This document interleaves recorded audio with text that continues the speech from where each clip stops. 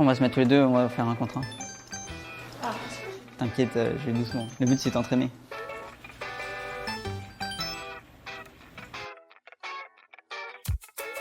L'e-sport, j'aime bien le présenter comme un peu comme le sport, mais on remplace le sport traditionnel par un jeu vidéo. Donc ici, on est à la Game World House où on organise les stages pendant toutes les vacances scolaires.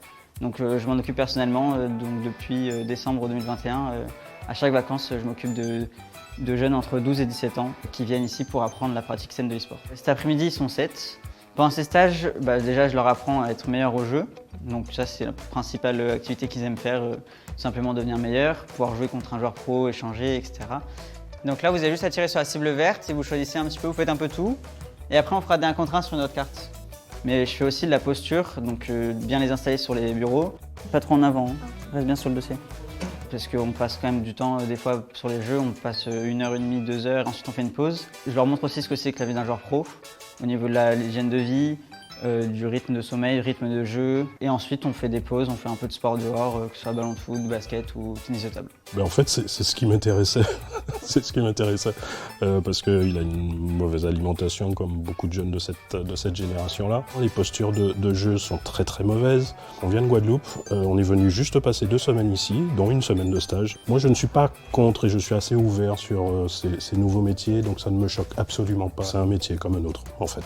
Ici, on essaie vraiment de sensibiliser les jeunes du coup à la bonne pratique de l'e-sport, à la pratique saine de l'e-sport, notamment via l'hygiène de vie, via le sommeil, etc. Parce que c'est vraiment quelque chose qu'ils n'ont pas comme cadre. C'est hyper important, venant peut-être d'un joueur pro, c'est plus simple d'assimiler et de se dire « Ah tiens, je vais le faire » ou « Il faut vraiment que j'y pense », plutôt que peut-être venant d'un parent qui peut-être le moins bien le prendre, ils vont moins facilement l'assimiler. On n'est pas juste là pour jouer pendant des heures, que c'est pas ça la vie d'un joueur.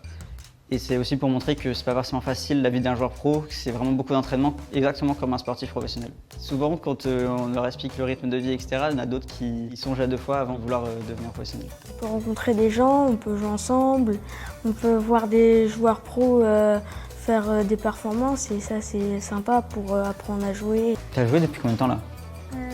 T'as joué hier en rentrant chez toi? Les jours de vacances, je joue entre 1 et 4-5 heures. Et sinon, quand j'ai les cours et tout, c'est surtout entre 1 heure et 2 heures.